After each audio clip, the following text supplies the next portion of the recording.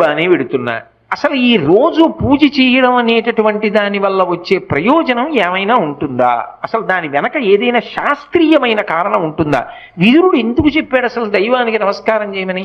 నేను మీకు ఒక్క మాట చెప్తా, బాగా గుర్తుపెట్టుకోండి. ఎవరు పూజ చేస్తున్నాడో వాడు లోకము చేత పూజింపబడతాడు. నేనన్న మాట బాగా పట్టుకున్నారా? ఎవరు పూజ చేస్తాడో వాడు లోకము చేత పూజ అందుకుంటాడు. అదేమిటండి మీరు అన్న మాట మాకు బాగా అర్థం కాలేదు, మీరు ఏదో అన్నారు బాగుండదని అన్నాం అంతే అంటారా? మీకు వివరణ చేసే ప్రయత్నం చేస్తా. పూజ అంటే ఏమిటి? పొద్దున్నే దేవుడి దగ్గరికి వెళ్ళి దీపం పెడుతున్నా. ఎందుకు?